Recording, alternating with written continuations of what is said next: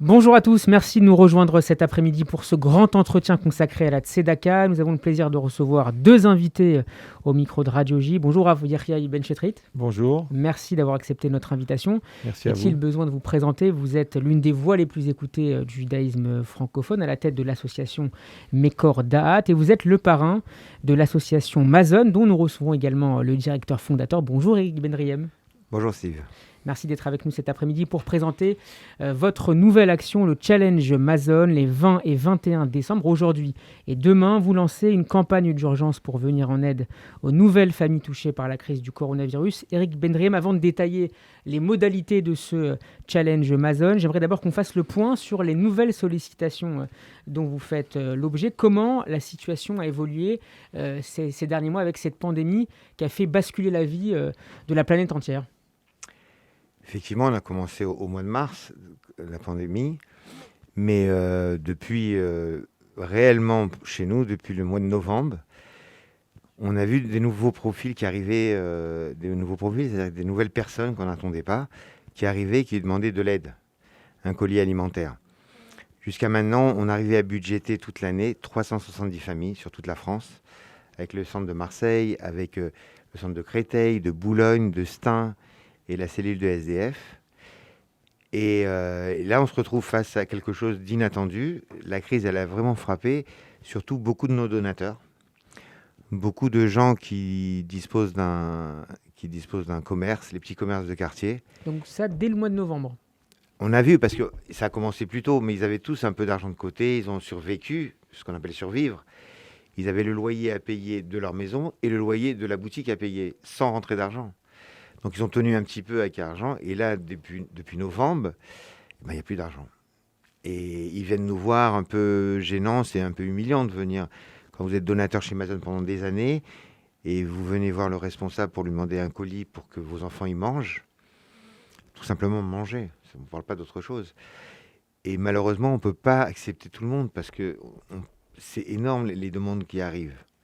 Puis à ce moment-là, au mois de mars, ce mois de mars que vous évoquiez, qui a frappé véritablement, où la pandémie a véritablement frappé la France de manière massive, vous étiez en train de préparer les colis de Pessard, puisqu'on vous a vu à l'époque sur notre antenne. Je me souviens très bien de cette interview en confinement.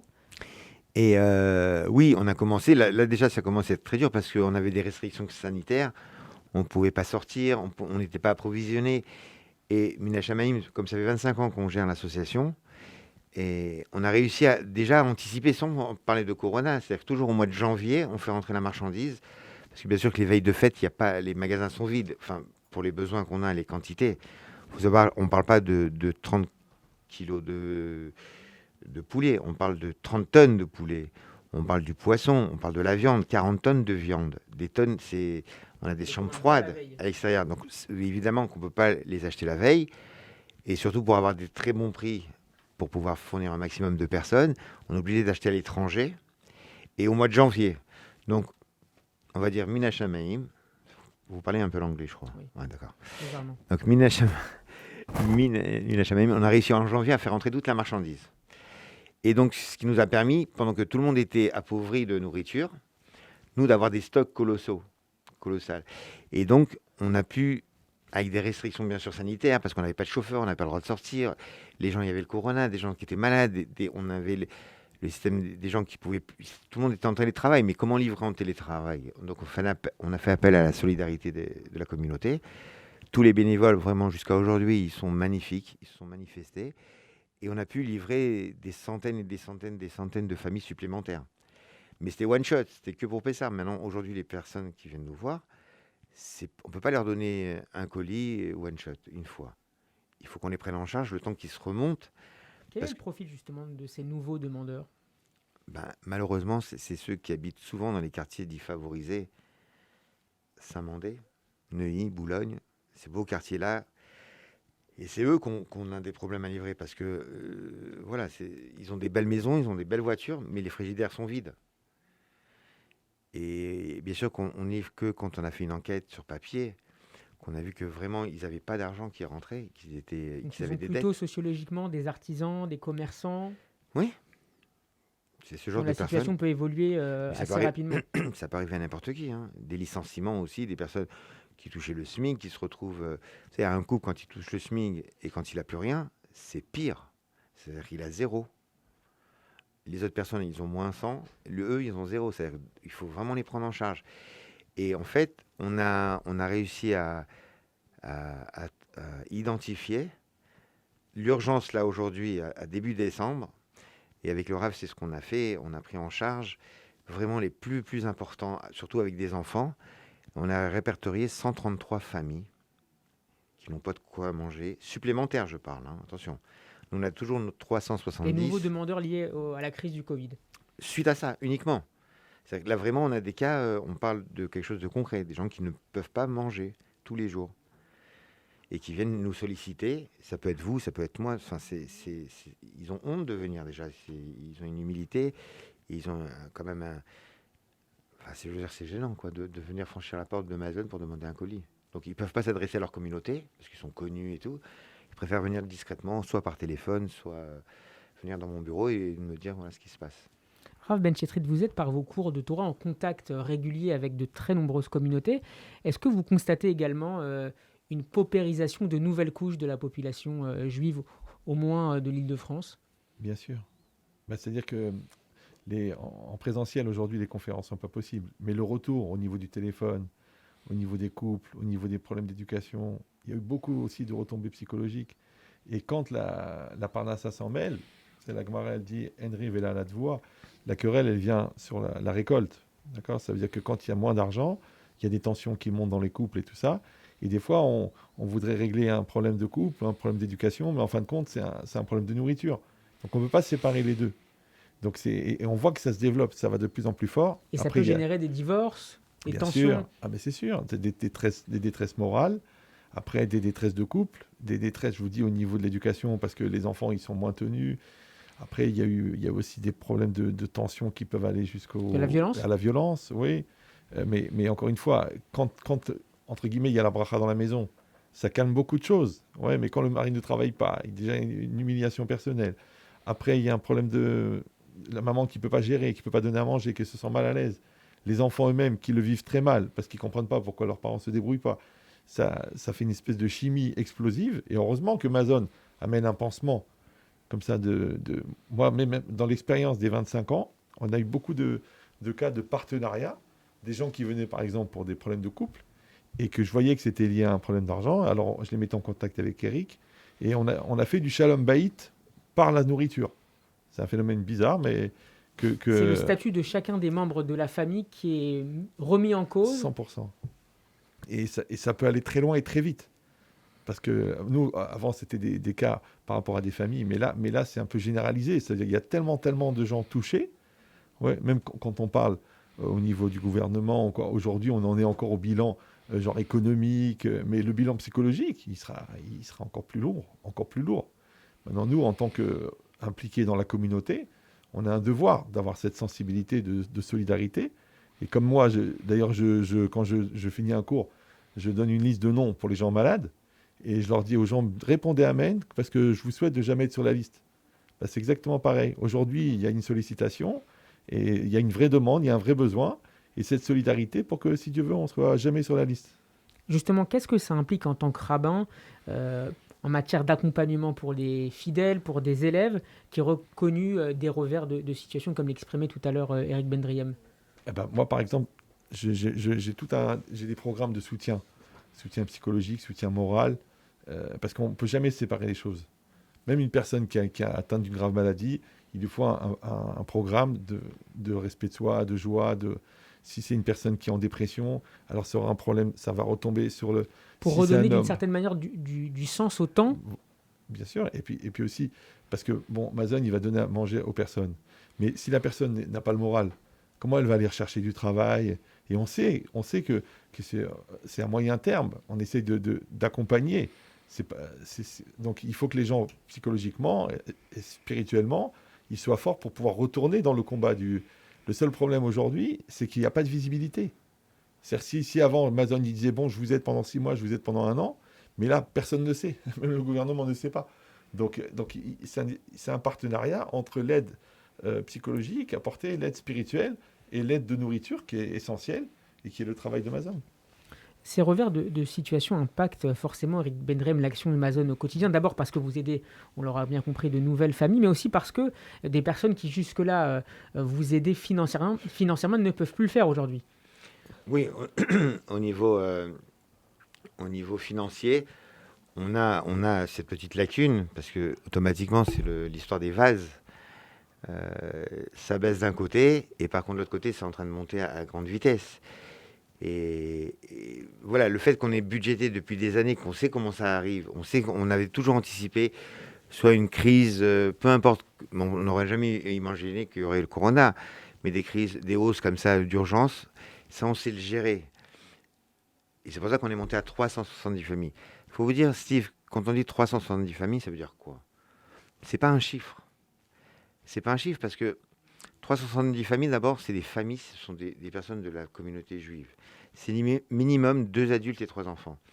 Quand quelqu'un il vient vous demander à manger, pour ses enfants, il peut pas, il n'a pas le cerveau à entendre quelque chose. On ne peut pas le raisonner.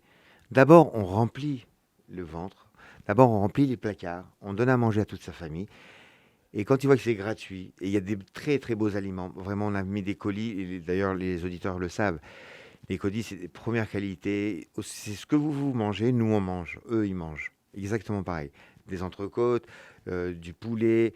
Et on a un diététicien qui nous calibre tous les jours ce que doit manger un enfant. C'est-à-dire que le lundi, il doit manger du poulet, par exemple, avec des haricots verts. Le mardi, du poisson pané avec des frites. Et ainsi de suite. Donc, on calibre vraiment nutritionnellement ce qui a besoin une personne pour être... C'est pas Stam, on donne à manger. On fait très attention à ce qu'on donne. Et une fois qu'on a rempli comme ça et que c'est gratuit, à ce moment-là, la personne, on dit maintenant, viens et assis-toi. Qu'est-ce qui se passe chez toi? Alors, bien sûr qu'ils ont une panelle de problèmes. Ils viennent nous voir et ils ont problème de couple. Donc, on a le maître, Rav Ben Chetrit, pour tout ce qui est Shalom Bayit. Ils ont des problèmes avec l'école. Ils ont des problèmes avec les employeurs. Ils ont des problèmes médicaux, des problèmes juridiques. Donc, au fur et à mesure, dans les 25 ans, Amazon, elle a créé des cellules pour venir, pour être entièrement indépendant. Nous, Amazon, des autres partenaires, pour pouvoir aider ces familles à en ressortir. En fait, le but, c'est aider plutôt qu'assister. Le but de Amazon, c'est de prendre la personne en bas de l'échelle et de la faire remonter en haut. Et nous, on n'est pas là pour les juger. Si le type, il sort de prison, si le type, il a eu un accident social, un adultère, ça ne nous regarde pas. On n'est pas là pour juger. On est là pour leur sortir de là. Combien de personnes aidez-vous au quotidien? Ça fait 2500 personnes par jour. Sur 200... Toute l'année. Tous les Tous jours. les jours, toute l'année. Ça fait à peu près 230 bénévoles qui travaillent. Jour et nuit. Et donc, on a monté ce que je vous disais, on a monté plusieurs cellules. On a monté des boutiques de vêtements neufs, pas des vestiaires, des vraies boutiques, avec des vraies vendeuses et tout. Et bien sûr, c'est gratuit pour les personnes accompagnées par Amazon. On a monté Amazon Rénov'. Souvent, les appartements sont insalubres. On a beaucoup de familles monoparentales. Les prises qui décrochent, les fuites d'eau et tout, ça, on leur répare. On a monté Amazon Dentaire, avec tous les professionnels des dents, tous les domaines des dents. C'est extraordinaire, ça coûte très cher pour une famille, les dents. On a monté Amazon Juridique, avec des avocats, des juristes, pour les problèmes avec les employeurs. Et le finalité, on a monté le hub de l'emploi. C'est-à-dire qu'on est là pour les sortir de ça. Amazon... D'ailleurs, je cède la parole au Rav Ben Chetrit. Je crois que c'est Maïmonide qui dit que aider véritablement quelqu'un, c'est lui offrir d'abord un emploi. Ou l'aider à trouver un emploi. C'est ce qu'on dit, mais la Gemara dit il vaut mieux faire un prêt que faire un don. C'est-à-dire engager la personne pour sa dignité à pouvoir rembourser, même si après on peut après tellement échelonner que ça n'a plus tellement de sens. Et évidemment, de ramener à l'autonomie professionnelle, parce que en vérité, je ne connais pas d'autres associations qui a une panel tellement large de services. Parce que, encore une fois, si les gens sont bloqués au niveau juridique, c'est très compliqué un avocat. C'est des sommes, s'il y a un problème au niveau dentaire, bon, ça a l'air de dire, bon, ben, écoute, c'est pas grave, tu fais pas soigner les dents. Mais quand la personne, elle a des abcès, qu'elle ne peut plus vivre, elle ne peut pas travailler, c'est aussi une urgence. Donc chaque chose, en vérité, chaque pôle, il rentre dans un cadre. Et de pouvoir avoir cette autonomie-là d'Amazon, de pouvoir combler tous ces manques-là, c'est quelque chose d'incroyable. Et c'est en fait le fruit de cette expérience. Parce que moi, je vois, quand je vois comment la précision des quotas, la précision des gestions, la précision par ordinateur, comme il a dit, des familles, des choses. C'est une vraie expérience. C'est-à-dire c'est même un modèle. C'est-à-dire que des gens qui ne savent pas fonctionner de cette manière-là, ils vont demander des conseils parce qu'ils savent que Amazon a une expertise qui est réelle, qui est On ne concrète. peut pas s'improviser à cette Non. échelle-là. Non, c'est impossible. venir en Non, aide. il vous l'a dit, 2500. C'est comme si on vous dit, tiens, demain, tu peux t'occuper de 25 personnes. Tu dis, je peux pas. Donne-leur à manger, et il manque du shampoing.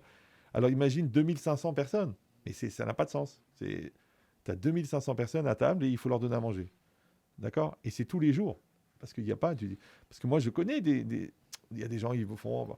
Bon, allez, colis de Shabbat, allez, une bouteille de jus de raisin, deux chalotes. Mais les gens, ils ne mangent pas debout. Ils ne mangent pas ça. Moi, je les ai vus, le colis de Amazon, c'est très, très généreux. D'ailleurs, on a des centaines de témoignages où les gens, ils voient jusqu'au détail, évidemment, la viande, le poisson, mais le bonbon. À l'époque, je me rappelle le dentifrice de Pessard, des choses. Ça veut dire que c'est fait. Attention même aux détails. Oui, ça veut dire que c'est... En fait, Eric, c'est comme s'il donne à manger à sa famille. Il va chercher ce qui manque. Alors que des fois, pour être quitte de la mitzvah, ça y est, voilà, il y a des chalotes, il y a du jus de raisin, comme si toi, chez toi, tu manges des chalotes et du jus de raisin. Non, c'est-à-dire de faire les choses vraiment avec amour. Et en fait, c'est la chaîne de l'amour. C'est-à-dire que les personnes, eux, ils sont en attente. Amazon leur donne. Les gens qui sont sensibles, eux-mêmes, ils sont dans cette logique de l'amour, de dire aussi, ils veulent participer. Et Hachem, il est partisan et il est participant pour leur donner la bracha pour qu'ils puissent apporter eux encore. C'est-à-dire que la chaîne de l'amour, du début jusqu'à la fin, elle ne doit pas s'arrêter. Dans une de vos interventions à Ben Chetrit, vous expliquez que cette crise du coronavirus, ces crises multidimensionnelles, appelait peut-être plus que jamais sur le plan collectif, depuis plusieurs décennies, au moins à faire preuve de émouna, à faire confiance en la providence divine. Expliquez-nous pourquoi. Le principe, c'est que, en fait, on a l'épreuve de la émouna. Qu'est-ce que c'est la émouna? La émouna, c'est la croyance. Maintenant, la croyance, c'est d'accepter que la réalité qui est en face de moi, elle est adaptée à moi. Maintenant, plus il y a de visibilité, moins il y a besoin de croyance. Moins il y a de visibilité, plus il y a besoin de croyance. D'accord? Donc maintenant, quand on est dans une situation comme ça, où au niveau médical, c'est très bizarre, parce que c'est dans la rue, on ne sait pas comment ça va venir, on ne peut pas rencontrer des gens, on ne peut pas serrer la main. Après, au niveau financier, les gens, ils avaient des situations, d'un seul coup, il n'y a plus personne qui rentre dans le magasin. Après, au niveau des familles, parce qu'on ne peut pas se réunir, on ne peut pas s'occuper de nos personnes âgées. Donc tout ça, ça va augmenter encore plus l'obligation pour un homme de se poser la question, qu'est-ce qui se passe? Malheureusement, on voit rarement les gens qui se posent des questions quand tout va bien. Vous me suivez ou... Comme moi dans le couple, je dis aux gens, mais travaillez votre couple quand ça va bien. Quand tout va bien, vous dites, tiens, on va faire de la communication, on va faire de la solidarité. Non, les gens, ils dorment sur leur laurier. Et le jour où il y a une crise, parce que tout le monde se réveille, et il faut rencontrer quelqu'un, il faut voir un thérapeute, c'est exactement pareil. Nous, on doit savoir que Hachem, il est là. Ouais, on dit Hachem Echad, Dieu est un. Ça veut dire que c'est le même Dieu quand ça va bien et c'est le même quand ça va pas. Et quand ça va pas, on doit se tourner vers lui. C'est pour ça que c'est marqué dans le passouk, Léagid, Baboker, Hasdecha, Vemunatecha. Je crois qu'il y a un Teilim d'ailleurs, exactement. où David appelle à se tourner vers Dieu, y compris et peut-être surtout lorsque les choses vont mal. C'est ce qu'on dit, Léagid, Baboker, pour dire Baboker le matin, Hasdecha, tes bontés, Vemunatecha, Balelot. Et ta confiance, ta croyance, la nuit. Alors ils expliquent les commentaires, notamment c'est aussi la bracha, la Gemara dans Brachot d'Af Yud Bet, elle dit que Boker, c'est quoi? C'est quand tout va bien dans ta vie, tu vois clair. Ouais, le magasin il va bien, ta femme elle va bien, tes enfants ils vont bien. Ça, il faut dire merci. La guide Baboker, Hasdecha. Balelot, c'est la nuit. C'est quoi la nuit? T'as pas de visibilité. Tu sais pas comment te s'en sortir avec cet enfant-là. Le magasin, il n'y a personne qui rentre. Ta femme, elle fait des crises, tu comprends rien. Ton mari, d'un seul coup, il a les yeux qui tournent. Ouais. Donc ça s'appelle la nuit. La nuit, il faut la émouna. D'accord? Alors c'est quoi la émouna? La émouna, c'est l'espace que tu crées dans ton présent pour que ton futur existe.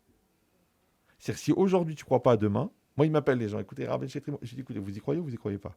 Si vous y croyez pas, je vais pas me battre avec des morts. Vous y croyez? N'ayez pas peur, on va réussir. Mais il faut quelque chose. Vous croyez à cet enfant, vous croyez en l'avenir, vous croyez en votre couple. Donc la croyance, c'est dans ton présent, de laisser une place pour l'avenir. Un peu comme les wagons. Les wagons, ils s'accrochent les uns aux autres. Maintenant, dans le wagon numéro 2, on a sacrifié un espace pour accrocher le wagon numéro 3. Et le wagon numéro 3, c'est demain. Maintenant, si aujourd'hui, tu ne crois pas à demain, il n'y a pas de lendemain. Facile. Maintenant, ça, c'est quoi? C'est la nuit. Ça veut dire que c'est quand, justement, tu n'as pas de visibilité, c'est là qu'on a besoin de la croyance. Maintenant, comment on éduque cette croyance? Et là, c'est extraordinaire. C'est que c'est marqué dans le passouk. En fait, c'est un process. Quand tu es capable, quand tout va bien, au lieu de dire c'est moi, je suis un malin, je suis un hyper vendeur, je suis un gestionnaire, de dire merci à Dieu. Oui. Donc quand ça va bien, tu dis merci à Dieu, donc tu penses que ça dépend de Dieu. Donc quand ça va pas, tu vas te tourner vers lui. Mais si quand ça allait bien, tu pensais que c'est toi, quand ça va plus, qu'est-ce que tu fais? Soit tu fais un transfert, tu dis c'est la faute de l'autre, soit tu tombes en dépression. Tous les burn-out, ils viennent de ça. Que les gens n'ont pas de repères, ils n'ont pas de où aller. Et c'est ça la chose. Quand il fait jour, on voit ce qui se passe autour ou quoi, on a où aller. Mais quand tu es dans le noir, ouais, imagine, tu es dans le noir complet, en pleine campagne, les phares de la voiture, ils s'arrêtent et tu n'as aucune visibilité. Qu'est-ce qui te reste? Tu vas te retourner vers toi. Tu vas te retourner vers Dieu. Et ben, c'est exactement pareil. Nous, on était dans la logique, on est tous ensemble, on est dans le mondial, on est dans le truc. D'un seul coup, confinement. Oui, il te reste que des amis virtuels, tous tes copains sur Facebook, c'est-à-dire que, comme d'avoir des maisons sur le Monopoly, d'accord? Après, l'extérieur, c'est des pseudos. Les contacts échangent. Au bar, il n'y a plus. La boîte de nuit, c'est terminé. Alors, qu'est-ce qui te reste? Il te reste ta famille, ton couple. Alors maintenant, imagine-toi les gens qui se servaient de leur travail pour fuir leur maison, comment ils se retrouvent les uns avec les autres. Donc, il faut augmenter encore l'aïmouna. L'aïmouna par rapport à Dieu, d'accord? Que cette situation, elle vient du ciel, ça veut dire qu'il y a quelque chose à faire et que tout ce que Dieu sait pour le bien. Et le bien, ça veut dire quoi? C'est pas les bisounours. Le bien, ça veut dire qu'il faut que j'évolue avec ça. Il faut que je grandisse. D'accord? Alors, je dis peut-être que des couples qui ont pris des années à se fuir, un dans le travail, un dans les enfants, C'est le moment de se retrouver. Ils sont obligés de se retrouver. Alors, y a pas. C'est comme si on est sur un radeau maintenant. On est sur un radeau. Tu dis, j'aime pas ton genre, j'aime pas ton style. Il n'y a pas où aller, baba. Ouais.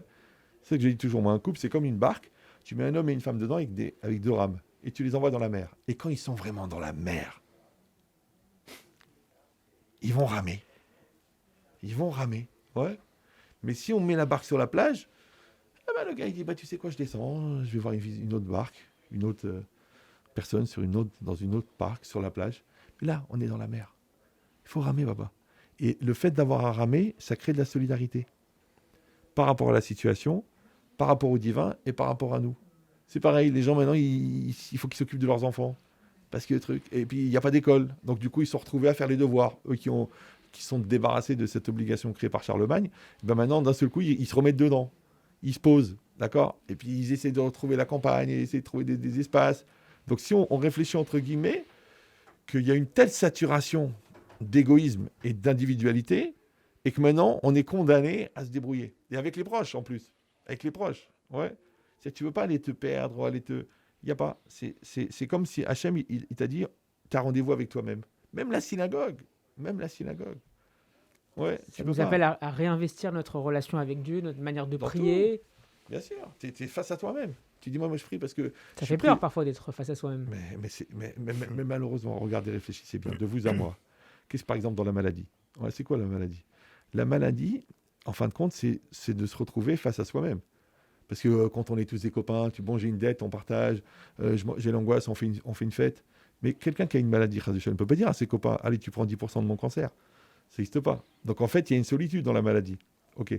Mais quelle différence entre la maladie et la responsabilité? C'est pareil. Tu as fait une gaffe envers ta femme. Moi, des fois, les gens ils m'appellent et me disent, écoutez, j'ai fait une très très grosse erreur. Donc très, c'est une erreur. Très, c'est un adultère. D'accord? Très, ça veut dire qu'elle est au courant, ta femme. Ouais. Donc maintenant, il me demande est-ce que vous pouvez l'appeler, lui expliquer que c'était une erreur, qu'on tourne la page, qu'on passe à autre chose. Je dis, je ne peux pas faire ça. Je fais, c'est ta femme, il faut assumer. D'accord? Donc maintenant, en fin de compte, il y a une grave erreur, mais est-ce que cette erreur, c'est une opportunité? Parce que si elle vient, cette erreur, c'est qu'il y avait un espace pour la faire. Moi, je dis, quand les deux mains sont collées, tu ne peux pas mettre une troisième main. Donc s'il y a un tiers qui est intervenu, c'est qu'il y avait la place pour. Donc, c'est deux choses. Un, qu'au niveau couple, ce n'était pas à 100%. Et deux, qu'au niveau personnel, il n'y avait pas une gestion du mauvais penchant qui était comme il fallait. Donc, ça veut dire que tout ça, ça pose des centaines d'interrogations. Mais c'est un rendez-vous que l'homme, il a avec lui-même, avec son Dieu, avec ses enfants, avec sa famille. Réfléchir sa parnassa. Les gens, ils avaient une facilité. Maintenant, le gouvernement, il dit à des restaurateurs, peut-être qu'il faut changer de métier. Parce qu'on ne sait pas quand est-ce que ça va reprendre. C'est-à-dire que c'est le changement. Et le changement, malheureusement, il vient à cause du stress. Parce que si les gens ils avaient été dans une logique d'anticipation, c'était différent. Mais quand il n'y a pas ça, ça veut dire qu'en fait, c'est un peu comme de la conscience obligatoire. Celui qui anticipe sur la conscience, il n'a pas besoin de stresser. On va marquer une pause et on se retrouve dans un instant pour la deuxième partie de ce grand entretien avec Eric Bendriem de l'association Mazon et le Rav Yeriel Benchetrit. À tout de suite. Je dis Yeriel, c'est Yeria. C'est Yeria, c'est pas grave. Mais regarde, Non, je vais quand reprendre. c'est On trop peut long, reprendre s'il te plaît. Parce que moi, le temps que je parle, je sais pas combien de temps je parle. Ouais, c'est pour ça que je vous fais ça avec moi. Mais c'est Super. pas très grave. Est-ce qu'on peut D'accord. reprendre juste la fin? Parce que Yahya Ben, c'est votre frère, non? Non, c'est pas grave. Si, si. Non, mais vous n'avez pas un frère? Moi, c'est Jonathan, mon frère. Il a Saint-Mandé, il donne des cours à Saint-Mandé, je crois, Ouais. d'ailleurs. On peut reprendre la fin? Excuse-moi. Non, c'est ballot de faire une faute sur votre prénom, quand même. Non, mais c'est pas quelque chose de... Ouais, je peux. On va marquer une pause et on se retrouve dans un instant pour la deuxième partie de ce grand entretien avec Eric Bendriem, le directeur de l'association Mazon, et le Rav Yehia Benchetrit. À tout de suite. Ok, donc il nous reste, on est 25, donc il faudra faire 19, quoi, c'est ça, hein? Ouais. Je sais pas, moi je 25. sais pas combien de temps c'est. D'accord, bah 22, 22. Alors, Ok. attends, j'enregistrais déjà cette partie. Ça vous va? Ouais, c'est bon. C'est pas que ce sera pas bouché.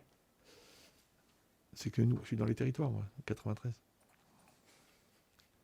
Et pillé toujours, non? Toujours, ouais. Balèze, ce qu'il vient de dire. Balèze, ce qu'il vient de dire. C'est sûr. Waouh. J'arrive pas à dire des bêtises. J'ai essayé, mais j'arrive pas. Pourtant, vous faites souvent rire, mais on Ça n'a oublie rien à parfois voir. que Non, c'est mais moi, le- j'ai beaucoup d'humour, mais je rigole jamais. C'est les gens qui rigolent. Moi, je rigole pas. Non, c'est vrai, ils croient pas, les gens. Même lui, avec sa casque, le voyait en train de rire. Ah oui, là, lui qui me fait sourire, j'avoue. Bon, et encore, je me suis retenu, hein, parce que quand c'est sérieux et tout ça, j'ai pas voulu Non, mais vous pouvez, je pense que c'est aussi l'occasion de détendre. faire passer des messages Ah, mais, avec le sourire. Voilà, j'ai compris. Ok, avec plaisir. C'est quoi la deuxième partie? Donc, on va un peu détailler l'organisation du Challenge Amazon, comment ça se passe, un peu dans les détails. Qu'est-ce que j'ai prévu d'autre? Est-ce que tu m'as dit, toi, avec les sociétés, avec les call centers, ça va pas rentrer là-dedans? C'est de faire du parrainage, que les gens, d'encourager les gens à truquer. Mais c'est le jour même, là. Ouais, mais ils peuvent encore. Non, pas faire les appels, mais du genre de prenez sur vous On passe- d'appeler on 5 passe les personnes. appels, non, on passe les appels là maintenant. C'est-à-dire, À un moment donné, c'est quoi? Qu'est-ce qu'on doit faire? Voilà, je suis. On est à 50%, on est à 80%. Non, Ah oui, pas- mais là, non, on- mais même pas ça. C'est même pas les pourcentages parce qu'on ne sera pas Ouais. en phase par rapport à leur diffusion. Mais par exemple, on dit voilà, monsieur Benrem, je veux donner aujourd'hui. Qu'est-ce que je dois faire? oui, ça, Ah d'accord. je vais le donner, je vais le redonner à la fin aussi, mais vous pourrez insister. Voilà, parce que c'est le but, c'est ça. Hein. Bien sûr. C'est pas prévu. C'est prendre l'oseille, hein, le but. Hein. C'est sûr. Non? Ça se tient. 10 ans de braquage quand même. Hein. Mais là, il a un truc électronique. Ah ouais, j'ai un bracelet électronique. Alors, je suis prêt quand vous voulez pour.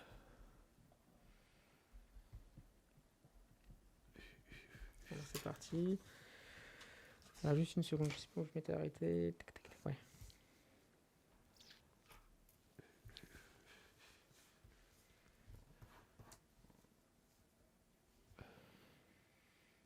C'est bon? Donc on a dit 19. Hein, ok. On se retrouve pour la deuxième partie de cette émission consacrée au Challenge Mazon, une campagne d'urgence de Tzedaka lancée par l'association Mazon, dirigée par Eric Bendriem.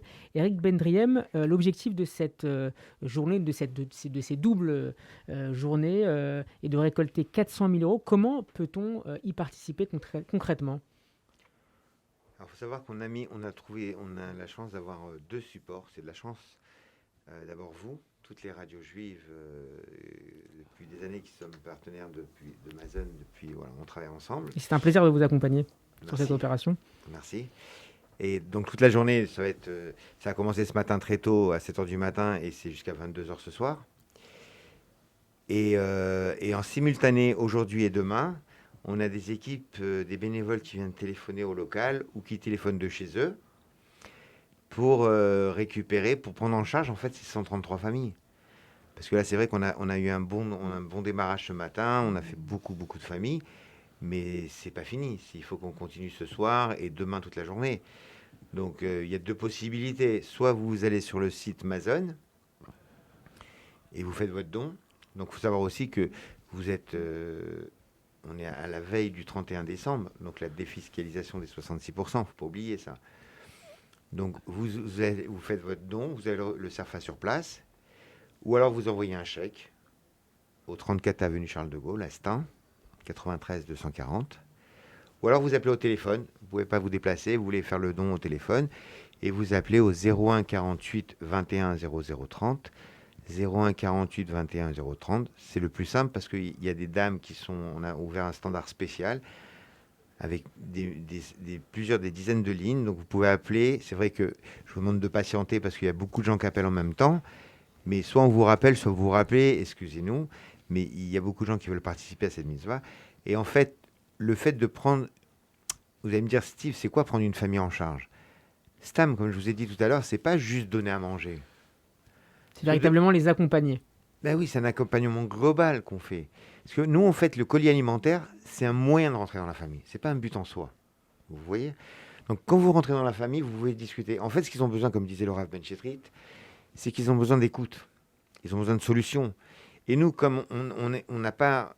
Il nous a appris, enfin, il m'a éduqué, le Rav, comme ça, de ne pas avoir d'affect quand on reçoit des familles pour pouvoir être plus opérationnel. Et donc, Pas simple, j'imagine. c'est très, très dur. C'est très dur quand il y a une personne qui pleure à côté de vous et avec des enfants. On est quand même des humains, on a un cœur. C'est dur de pas. Mais voilà, on est formé pour ça. Donc, pour être plus efficace, on est obligé de faire abstrait à ça.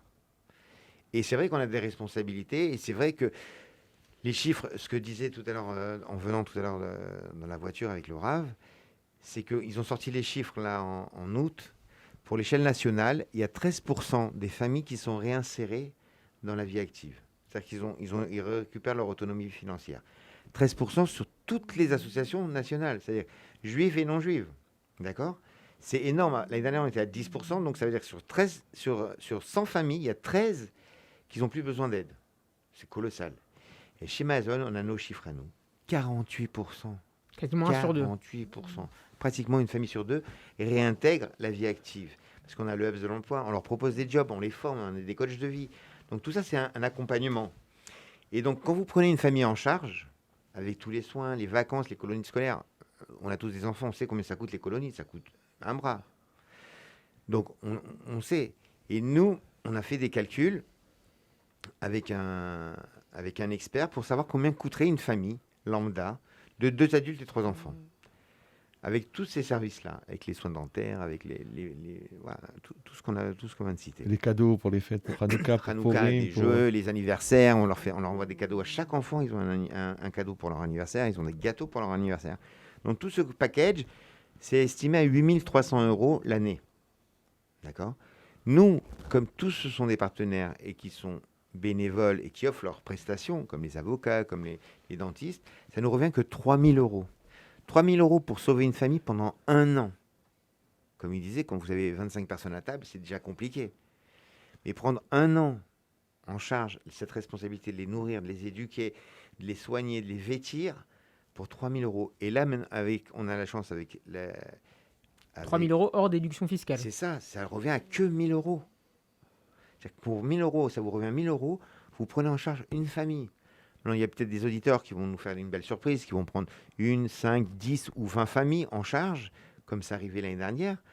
Et avec votre antenne, on a une écoute extraordinaire. Et les gens sont très sensibles à cet appel-là. Rav Ben Chetrit, le terme de tzedaka est forcément très familier chez ceux qui nous écoutent cet après-midi. Quelle place tient cette notion au sein de la pensée juive et du judaïsme? Alors, en fait, il y a une erreur qui est commise, souvent de penser que la tzedaka, c'est de la charité.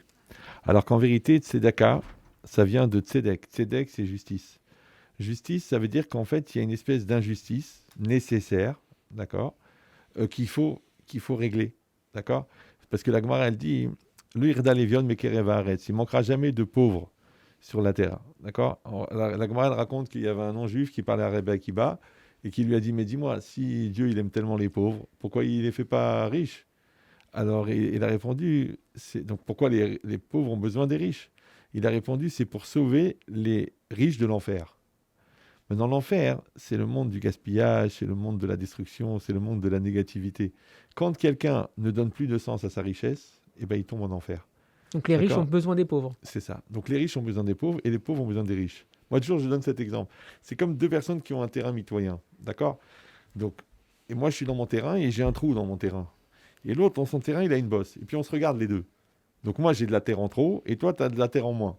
Ouais. Alors dans l'absolu, oui. Moi je sais que ça va être difficile à comprendre pour la moyenne des gens, mais il y a des gens qui comprennent qu'ils ont trop d'argent. C'est difficile. Ouais. Euh, moi je connaissais quelqu'un qui gagnait 100 000 euros par jour.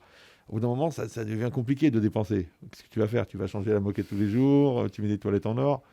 C'est difficile. Tu veux te moucher avec des billets de 500. On a vu, Gainsbourg, il a essayé, c'est compliqué. Donc c'est quoi l'idée? C'est que les gens, ils peuvent comprendre que de la même manière qu'il y a un sentiment du moins chez le pauvre, il peut y avoir un sentiment du trop chez le riche. Et ce qui est bizarre, c'est des gens comme ça qui disaient, en fin de compte, mon plus grand plaisir, moi je connaissais quelqu'un qui avait eu un revers de fortune, il m'avait dit, tu sais, Ria, la Bentley, elle ne me manque pas. La maison sur la Côte d'Azur. Elle a dit, mais les yeux qui brillent chez la personne de qui je payais le mariage de la fille, à 30 000 euros, il a dit, ça, je n'ai plus ça. C'est bizarre. Alors, encore une fois, je sais que c'est quelque chose qui est un peu tiré par les cheveux, comme dirait un chauve. Mais l'idée, c'est ça. C'est de L'idée dire... de réparation. Non, pas de rééquilibrage. C'est-à-dire que Hachem, il a fait un monde injuste pour que nous ayons la sensibilité de le rendre juste. C'est ça ce qui est marqué aussi. Asher bara Elokim la asot. Qu'Hachem, il a fait le monde, il a créé le monde pour faire. La asot est à olam, pour faire le monde. C'est-à-dire qu'Hachem, il a fait un monde incomplet pour que l'homme participe. D'accord? Par faire le monde. Voilà, même la Gemara, elle dit, est-ce que la création de Dieu, elle est meilleure que la création de l'homme? Elle dit oui, parce que Dieu, il a créé le blé, mais l'homme, il a créé le pain. Donc c'est pareil. Maintenant, quand la personne, elle est sensible aux besoins de l'autre, c'est-à-dire qu'elle comprend qu'il y a quelqu'un de la communauté qui est en mal, d'accord? Eh ben, c'est pour elle, ça s'appelle qu'il y a un manque chez elle, et donc elle va le combler chez l'autre. Donc du coup, la tzedaka, en fin de compte, ça s'appelle résoudre une injustice. Mais encore une fois, ce n'est pas une injustice dans le monde injuste. Non, c'est une injustice dynamique. C'est comme ça, un rééquilibrage. C'est comme si vous portez des sacs. Là, il y a 100 kilos, il y a 20 kilos. Vous allez mourir. Donc, qu'est-ce que vous faites? Vous mettez 50-50. Ben, vous, c'est pareil. C'est une redistribution pour que les choses, elles se passent au mieux. D'accord? Maintenant, donc, ça veut dire que c'est une injustice nécessaire puisqu'elle est génératrice, en fin de compte, de faire de la plénitude, de créer du shalom. Et shalom, c'est shalem. Shalem, c'est complet, et le contraire, c'est chasser. Maintenant, quelqu'un qui est dans le manque, il ne peut pas être en paix. Donc, quand on va essayer de combler son manque, on amène la paix. Ben, c'est de la même manière. C'est pour ça que quand la personne elle est en besoin et elle est en demande, et justement, le fait même qu'on a créé une société qui est 99% basée sur l'égoïsme et l'individualité, d'accord, que pour que les gens soient un peu généreux, on est obligé d'organiser un télédon, d'accord, parce qu'on a dépersonnalisé les gens. Même les prestations, les aides, elles reçoivent, ils sont un numéro, ils sont un matricule. Il n'y a pas le côté humain, tout ce qu'Éric il a expliqué, le contact avec les familles et tout ça. Quand vous avez dans une administration, vous arrivez, vous êtes le matricule tel, mais même plus de nom, d'accord? Et ça correspond, et c'est l'ordinateur qui vous donne. Donc on a détruit le côté humain. Alors tellement qu'on l'a détruit, que maintenant, pour le retrouver, il faut créer un manque où les gens d'un seul coup ils deviennent solidaires. Donc ça veut dire que la réalité, en fin de compte, elle vient combler les manques de ce que l'homme aurait dû faire. Donc la tzedaka, elle devient encore plus d'actualité. Justement dans ce monde-là, où on a été trop dans l'égoïsme, la consommation et l'individualité et le gaspillage, d'un seul coup, les gens, ils ont pris conscience de ce que Amazon a fait. Déjà, le début, Eric, de Amazon, c'était l'anti-gaspi. C'est-à-dire d'aller récupérer, un truc de cinglé, hein, personne n'avait pensé à faire ça, d'aller chercher ce qui restait dans les réceptions qui n'avaient pas été servi, bien sûr, et de le redistribuer à des familles le lendemain, tout en respectant la chaîne de froid. Mais ça, c'est un ridouche. C'est un truc. Comment vous avez pensé à cette idée avec Ben Riem, qui est absolument génial? Oui, c'est ce qui a fait, c'est ce qui m'a lancé dans cette aventure. Le slogan de l'époque était Stop au gâchis. Exactement. C'est-à-dire que un jour, je suis arrivé dans un mariage, je suis arrivé en retard. Et les mariés étaient déjà rentrés en salle et tout. Et j'ai dit, bon, je vais prendre un coca, histoire de ne pas rentrer. J'avais couru pour être à l'heure. Je prends un coca et je vois le traiteur avec un sac poubelle. Et je vois les rôtis, les poissons entiers. Bon, moi, à l'époque, j'étais dans l'industrie. Donc, j'avais des sociétés. Et je m'occupais, j'avais de quoi faire. Et une question bête, je dis, monsieur le traiteur, vous faites quoi, ça? Vous le jetez? Il m'a dit, ben oui. J'ai dit, mais il y a peut-être des gens qui ont faim. Eh bien, donnez-leur.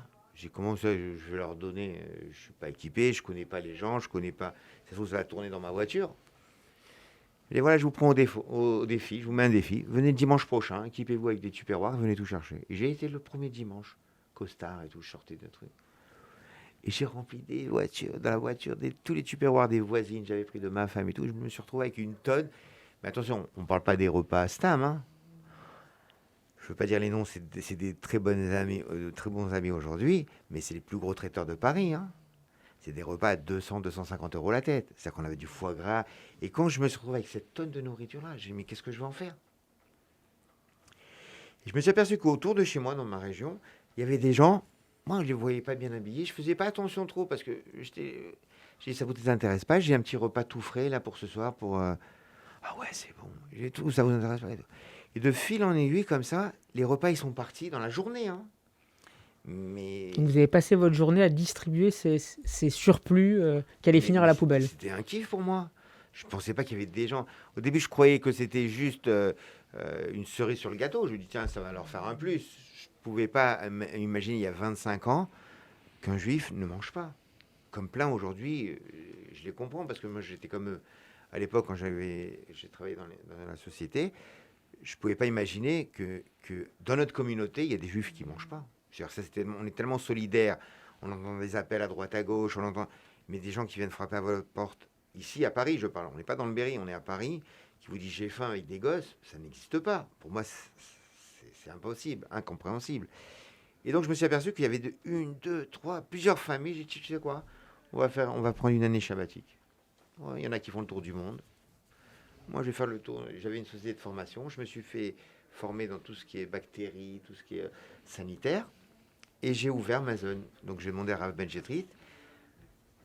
Parce que quand je sortais à 3h du matin avec le camion plein, ma première chose que j'allais sous les ponts. Et il y a des tonnes de personnes juives qui dorment sous les ponts. Et Rav Ben Jetrit, il m'a dit, c'est pas vrai. Ça n'existe pas. Il m'a dit, si tu me prouves, tu me prouves qu'il y a des juifs qui dorment sous les ponts, voilà, la seule association où je mettrai mon nom, ça sera Amazon, depuis 25 ans. Et donc un soir, je l'ai ramené avec moi. J'ai dit, viens, on va faire un tour sous les ponts. Et ensemble, on a distribué de la nourriture aux gens qui dormaient dans la rue, juifs. On parle, attention. C'est comme ça qu'on a réussi à avoir Rav Ben Jetrit, la chance et l'honneur de l'avoir en tant que parrain. Ça a changé votre vie? Rav Ben Jetrit, ouais. Non, pas seulement Rav Ben Jetrit, mais cette aventure Mazon. Ah oui, Mazon, monsieur Eric Mazon. Ils m'appellent Eric Mazon. Mais Mazon, en fait, on est tous Mazon, Steve.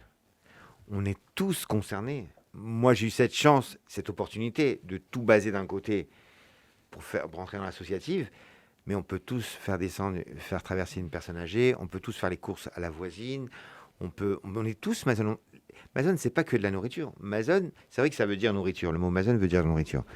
Mais c'est une aide, c'est un devoir. C'est un esprit, mais c'est un devoir. On est obligé. On est obligé d'aider notre frère. Enfin, moi, j'ai compris ça en 25 ans.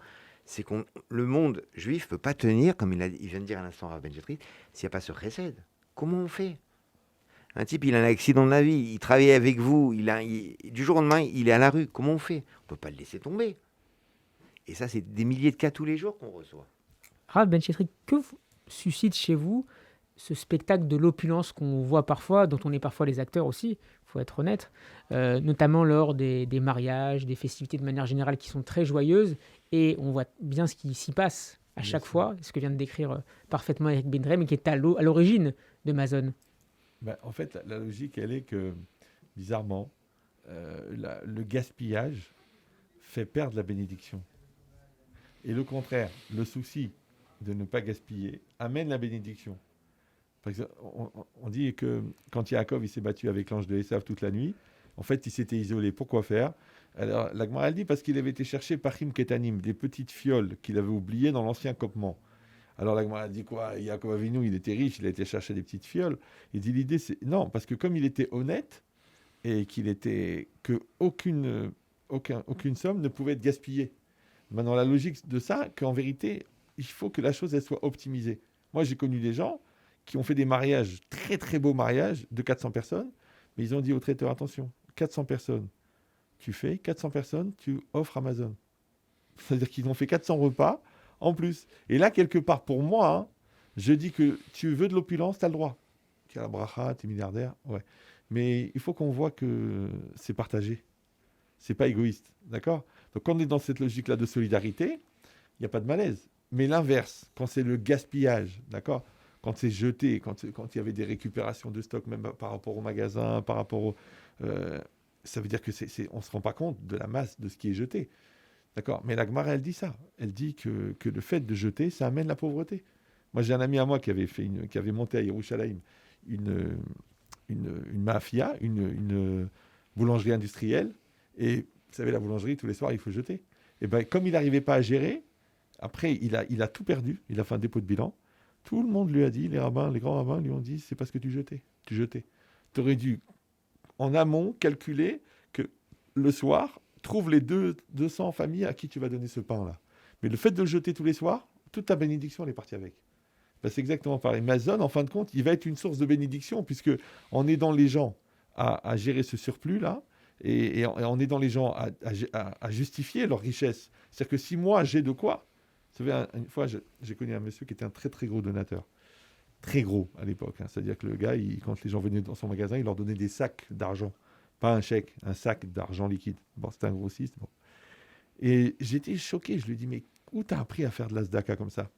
Il m'a dit une phrase incroyable. Il m'a dit, mon père n'était pas spécialement religieux, hein, mais il avait un sens du partage extraordinaire. Il a dit, mon père, il m'a dit, écoute-moi bien, mon fils. Si tu manges et que tu as 2 steaks, et que quand tu as fini de manger, il te reste un steak, c'est qu'il est pour quelqu'un d'autre. Le bon Dieu va t'envoyer la deuxième personne. Et ben, c'est exactement pareil. Chacun de raisonner combien est-ce qu'en fin de compte, peut-être que son plus, il vient pour combler le moins de quelqu'un. Et il y a des gens qui ont des moins. Et plus, encore une fois, on vit dans une société d'égoïsme, et plus on voit que des situations de pauvreté, elles sortent. C'est-à-dire comme si c'était un appel, une opportunité à la sensibilité. Donc on perd la sensibilité, on nous augmente la possibilité de sensibilité. Comme un coléreux qui va rencontrer des gens qui l'énervent. Donc il a 2 solutions. Soit il s'énerve, soit il dit bah, tiens, mais grâce à toi, j'ai travaillé ma patience. C'est une opportunité. Voilà, c'est une opportunité. Ben, c'est pareil. Les besoins, en fin de compte, des familles, c'est une opportunité pour chacun de justifier son plus et sa richesse et son bonheur. Un dernier mot, Eric Bendriem, sur ce challenge Mazon. Il nous reste quelques secondes d'émission. Je veux dire qu'une chose, c'est qu'on est bientôt à la fin de la journée. Et voilà, j'aimerais vraiment que les auditeurs se manifestent, comme on disait il y a 5 minutes, comme disait Laura Benjedrid, tellement c'est important, cette solidarité, cette tzedaka. C'est vrai que, moi je ne suis pas religieux, mais il y a une phrase dans la Torah où il y a marqué que la tzedaka est sauve de la mort. C'est-à-dire qu'il y a des situations des fois... Ce qu'on apprend aux enfants dès le plus jeune âge. Voilà. Et là, on est on est dans le vif, on est en plein Corona, on est avant la fin d'année. On a la chance d'avoir une association comme Mazon qui est gérée vraiment avec des professionnels. Comme il disait Rav Benjedrid, il y a des commissaires en compte, il y a des logisticiens, il y a des raves. C'est pas moi qui gère. Voilà, j'ai refusé d'être seul. Il y a un comité de direction. Il y a beaucoup qui sont passés à votre antenne, il y a beaucoup de personnes qui sont dans ma zone. Et j'aimerais vraiment que les gens soient solidaires, qu'ils prennent une famille ce soir. Il n'en reste pas beaucoup, qu'ils prennent en charge cette famille toute l'année. Il doit en rester, je ne sais pas, là, je ne suis pas au local pour voir le compteur, mais il ne doit pas rester beaucoup. Si chaque auditeur il en prend une, je pense qu'on peut faire des choses belles. C'est vrai que c'est beaucoup d'argent. Mais comme il a dit le Rav, si on ne donne pas à eux, peut-être qu'il faudra qu'on nous donne à nous. Donc c'est dommage de perdre cette opportunité. C'est dommage, il vaut mieux être donateur que receveur. Et on le voit aujourd'hui. On est en pleine... Comme il disait, on nous a enlevé tout le matériel pour que HM nous montre la réalité des choses. Aujourd'hui, il y a des donateurs qui viennent chercher à manger. Ça n'a jamais existé, ça. En 25 ans chez Mazon, on n'a jamais eu cette situation. Et voilà, je voulais laisser le mot de la fin à notre Rav Benjedrid parce que... Avant un dernier mot. Bien, moi, je voulais vous dire combien cette journée-là est importante et qu'elle doit être marquée par les efforts de chacun. Vous savez, quand on a voulu créer la yeshiva de Vologine, il y a un très, très gros donateur qui a pris sur lui de tout payer. Et le Rav a dit non. Il a dit non. Ce n'est pas une seule personne qui doit prendre ce mérite. Il vaut mieux des milliers que chacun y va mettre et il va participer parce qu'encore une fois, déjà, ça replace chacun dans le contexte de la bonté. Et en plus de ça, ça crée de la solidarité. Donc, ce que je propose, c'est que chacun il fasse cet effort-là et que grâce à ça, on puisse soulager. Parce qu'encore une fois, cette opération, elle a été faite pour 131 familles. qui sont des nouvelles arrivantes et qui sont vraiment demandeuses, et que Amazon ne fait jamais d'appel exceptionnel, mais là, on était vraiment dans une situation exceptionnelle. Donc, situation exceptionnelle, mesure exceptionnelle. Et donc, je souhaite à chacun de saisir cette opportunité de pouvoir participer à cette mitzvah extraordinaire. Et moi, personnellement, si les gens ils veulent transmettre le nom de leur famille ou quoi, j'apporterai ma bénédiction avec joie à toutes les personnes qui pourront participer avec générosité. Rav Ben Chetrit, Eric Bedré, merci beaucoup. Le Merci. challenge Amazon, c'est aujourd'hui et demain, et nous pouvons tous y participer en nous connectant bien sûr au site de Amazon et à l'adresse suivante allodon.fr/Amazon. Dans quelques instants, un nouveau point sur l'actualité. Bel après-midi à l'écoute de Radio J. Merci beaucoup. Merci à toi, professionnel. On a un peu dépassé, mais bon, je suis avec Nelou. Magnifique. Merci Jules. Avec plaisir. Bravo. Du coup, il a pris une famille. Tu vois ? Vous avez pris en charge une famille ? Gilles, il a... Ça va être compliqué. Oh, Déjà, je me prenne moi en charge, ça sera un bon Ça- début. ça n'arrive pas qu'aux autres. Ok, magnifique. Mais il faut. Après, il y a les jingles qui reprennent les numéros. Oui. Je crois que tu allais redonner les numéros à la fin, moi. Bah oui, je l'ai marqué, mais il a été trop vite. D'accord. Ah, mais On peut pas le prendre là ? On peut pas le... Si, on peut refaire la fin. La fin, juste la fin. Parce que c'est tout Vous va voulez- se passer vous par voulez le dire téléphone. Vous voulez le dire ou vous voulez que je le dise? Allez-y, 48 21 0030. Bah, attendez, on va reprendre la fin. Où est-ce que j'ai mis Les ça? standardistes sont on garde des lignes exprès pour ça. C'est un standard. Non, mais même l'adresse à l'autre, ça va trop vite. Ils n'ont pas le temps Ouais. de noter. Amazon.org. On ne peut pas. Ou Alodon, c'est Alodon que tu l'as l'adresse toi. allodon.fr/Amazon. Voilà. C'est ça que j'ai Mais mis quand sur ils vont votre sur Ouais, mais il faut trop Alodon, vite. Quand ils vont sur Alodon, dès qu'ils mettent Amazon, parce qu'il a la liste des associations. ils Non, mais mettent même sur Amazon. Amazon, Ah. tu mets Alodon/Amazon. C'est directement ce que j'ai fait tout à l'heure, Ouais, c'est ça que voilà. j'ai eu. Et au téléphone 01 48 21 00 30, c'est Ouais. ça? Je relance l'enregistrement. Oui, tu veux, on reprend au niveau des remerciements, c'est ça? C'est plus Ouais. simple? Ouais. Ouais. Prends où tu veux, ça sera Oh. après pour faire un peu de montage. D'accord. Quand tu veux. Rav Ben Chetrit. C'est bon? Rav Ben Chetrit, Eric Bendrem, merci beaucoup. Le challenge Amazon, c'est aujourd'hui et demain. Et nous pouvons tous y participer en nous connectant au site de Amazon et à l'adresse suivante allodon.fr/Amazon, allodon avec un S. Et surtout par téléphone au 01 48 21 00 30. 01 48 21 00 30. Profitez de cette opportunité. Dans quelques instants, un nouveau point sur l'actualité. Bel après-midi à l'écoute de Radio J.